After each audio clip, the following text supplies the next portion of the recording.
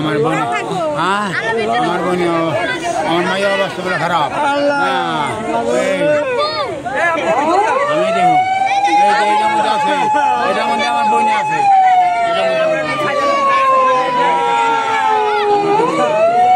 আমি আলে এটার মধ্যে গাড়ি নিয়ে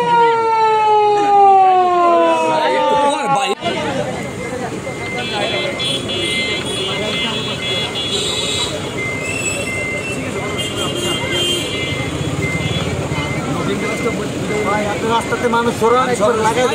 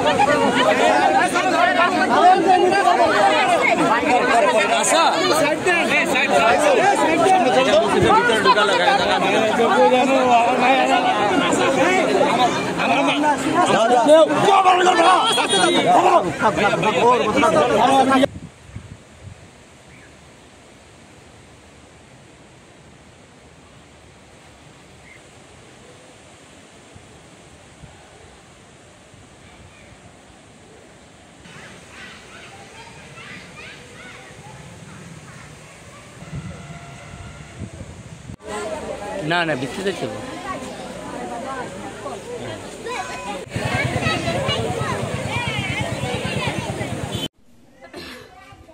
কি বলবো আসলে অকাল মৃত্যুতে আমরা খুবই মর্মাহত। ঠিক আছে, এটা তো মানতে পারতেছি না যেন আইমান নাই। হ্যাঁ, আইমান ছিল আমাদের খুবই আদরের মেয়ে। আইমানের আজকে মৃত্যু হয়ে গেছে, আমার পৃথিবী ছেড়ে চলে গেছে। এটা আসলে বিশ্বাস করতে পারতেছি না, স্বপ্নের মতো মনে হইতেছে। মনে হয় যে স্বপ্নে দেখতেছি, কি বলতেছে মিথ্যে কথা। মানতে পারতেছি না, নিতে পারতেছি না, ব্রেনটাই নিতে পারতেছি না যে আইমান নাই, আইমান আমাদের মাঝে আর আসবে না। ঠিক আছে, আর এইভাবে ঘুরবে না আমাদের আশেপাশ দিয়ে। আমাদের ঘরে, আমার ঘরে বেশি থাকতো। এই আমার মেয়ের সাথে খুব খেলাধুলা করতো, সারাক্ষণ থাকতো। গ্রামের বাড়িতে যখন আসতো, এই কিছুদিন যাবৎ ছিল আমাদের বাড়িতে, এই 15 দিন ধরে গেছে। ঠিক আছে, এখন আমরা ভাই অনেক মর্মাহত। ঠিক আছে, এই হারানোর বেদনা আসলে বলে বুঝাতে পারবো না কত খারাপ লাগতেছে। ঠিক আছে, আমার ভাষা নাই, আমি কোনো ভাষায় প্রকাশ করতে পারতেছি না, আমার ভিতর থেকে আসতেছে না। কি বলবো, আমার এই মেয়েটা নাই, এই ফুটফুটে বাচ্চাটা নেই আর পৃথিবীতে। এটা মানে মেমোরিতে নিতে পারতেছি না। আমি এই বিষয় সম্পর্কে জানাই যে আসলে খুব খারাপ লাগলো যে তারা কিভাবে এমন একটা কাজ করলো, দায়িত্বহীন ভাবে, কর্তব্যহীন ভাবে, অসতর্কতার সহিত কিভাবে তারা একটা বিদ্যালয় বা ঢাকার মধ্যে কিভাবে এটা করলো, ফ্লাই করলো। কিভাবে তারা এটা একটা চিঠির মাধ্যমে একটা সতর্কবাণী দিতে পারতো বা আপডেট জানাতে করতে পারতো এই কাজটা। কেন তারা এইগুলা দিনে স্কুল সবকিছু খোলা ছিল, সেই সময়ে এমন বিমানটা নাকি বেশি একটা ছিল না, নড়বড়ে ছিল, সেটা কেন তারা এরকম সিদ্ধান্ত নিল?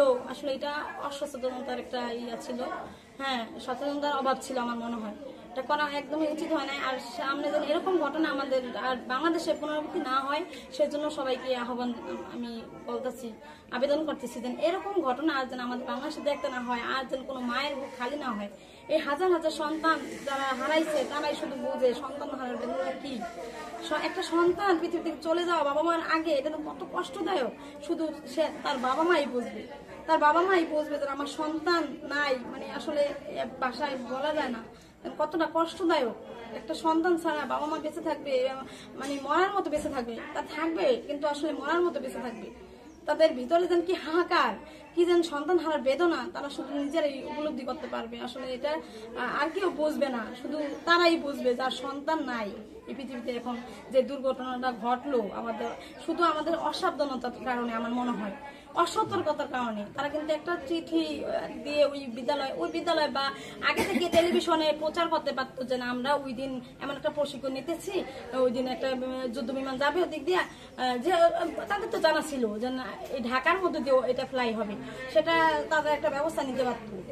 ঠিক আছে, নাম কি আপনার? আমার নাম শারমিন আক্তার। আপনি কি হন? আমি ওর চাচি হই। আচ্ছা।